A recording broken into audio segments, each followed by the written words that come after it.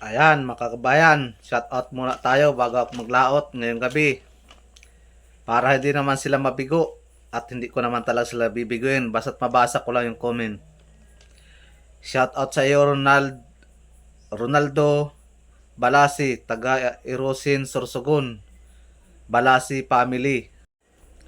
At shout out din sa iyo Jaime Dulay, Prambulan, Sorsogon. Nagawa na ako ng gayahan para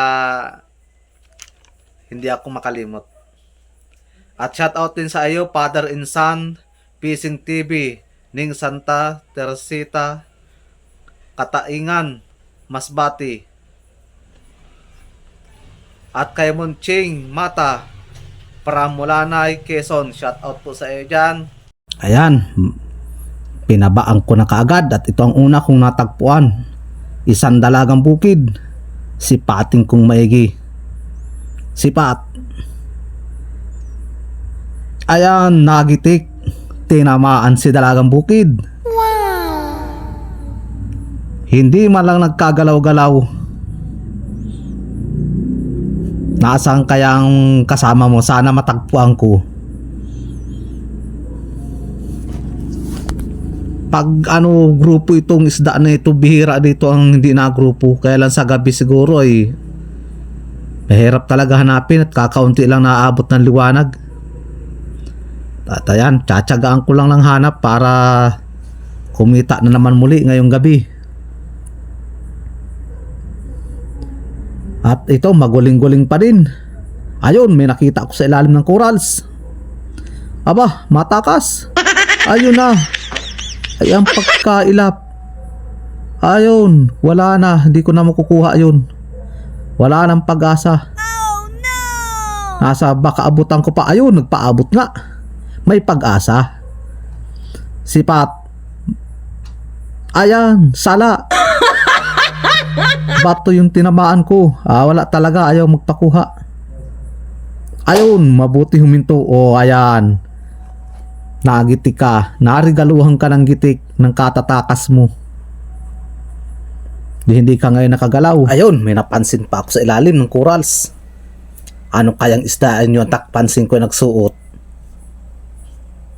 Silipin kong maigi.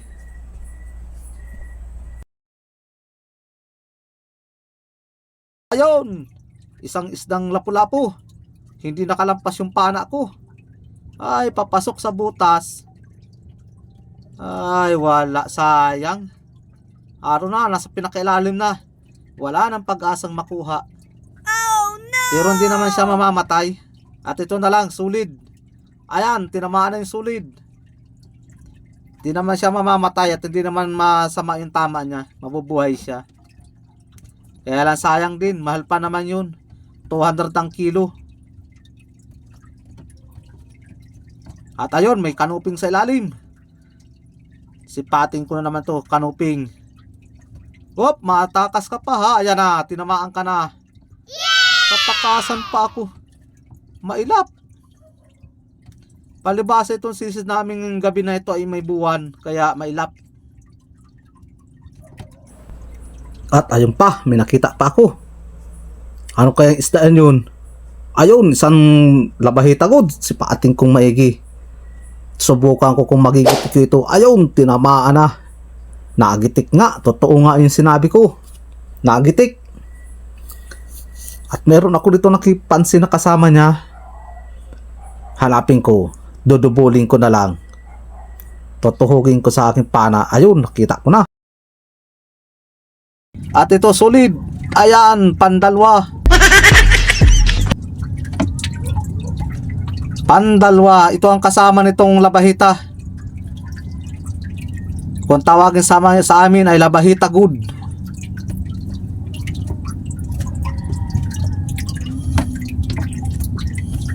Hindi na siya makawala. May sima na.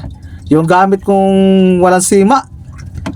Pero sanay na ako dun. Kaya lang gusto nung aking ibang manonood, ang gamitin ko yung may sima daw para hindi nakakawala. At ito, meron pa sa bato. Labahita good uli. Sipating kitang maigi naman. Ayan na. Sipat. Ayan na. Sala. Dinapisan. Ayan, pangalawa. O, tinamaan ka na. Perfect! Bah, mailap. May tama na itatakas pa. Hindi ka na dyan makatakas.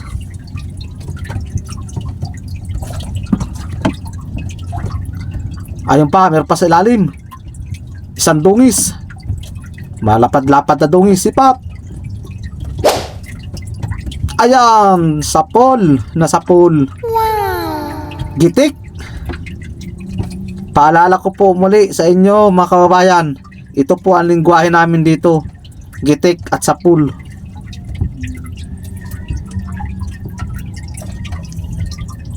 Sana marami itong kasama.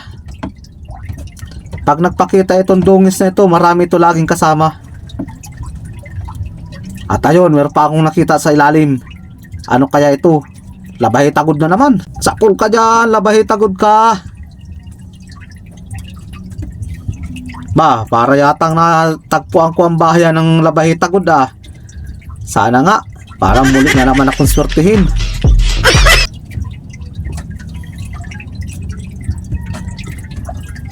Yan na. Tabi-tabi ang isda dito sa lugar na ito. Ayan, nakasilong sa ilalim ng corals. Sandungis. Ang ganda ng pagkakatago. Iikutan kita dyan sa kabila. Ayan na. Sapul ka dyan. Hay, gitik. Maganda ang pagkakatama. Unti-unti nang natutukoy ko yung dirtso ng aking pana. Para hindi na siya nasasalaan. Sana laging sintro, hindi isala. At pag kanya hindi tinatamaan, kakahiya. At ito, meron pa sa ilalim. Kanuping. Maganda talaga ang bahura na ito. Sipat. Sipat na sipat. Ayun, dinapisan. Hindi siya nagitik, pero okay lang. At least hindi siya dyan makakawala. Grupo talaga. Ayan pa, meron pa. Yan, pinakita ko yung pana ko na ito na ang gamit ko. Malalapad na pati ang kanuping. Sapul ka dyan.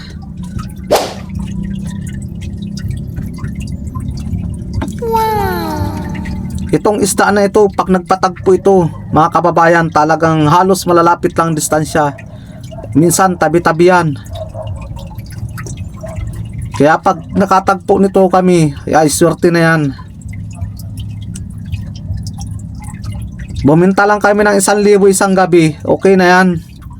At ito, ano ito? Samaral. Dalawa, dudubulin ko. Ayun, tinamaan na. Double na double talaga. Yan ang magandang pagpana. Double. Talagang hindi na ako papahirapan pa ng isa. Ginagawa lang yan mga kababayan, yung mga sanay-sanay na magpana. Kailangan nasa diretso yung kasama niya para pag ikas ng pana, double siya. Minsan isang panaan ko niyan 3, isang igkas. At ito meron lobster, matandang lobster at puti yung sungot. Palabasin ko muna siya. Ayan. Aba, mailap. Ito, estimate ko na ito 3 up. Pasado na. Ang pasado dito sa amin 2 gramo. 1,000 ang kilo. Mailap talaga. Mukha yatang pahirapan ako. Ayun na. Ayaw talaga magpadampot. Lagi nakaunat yung buntot. Ayaw magtiklop. Ayan na. Oh. Kala mo maiisahan mo ako. Di mo ako maiisahan. Huwag ka lang sumuot sa ilalim ng butas at talaga hindi na kita makukuha. To, dungis na naman. Ayun, sapol. Tinamaan si dungis. Maraming salamat po uli sa inyong mga kabayan sa inyong panonood.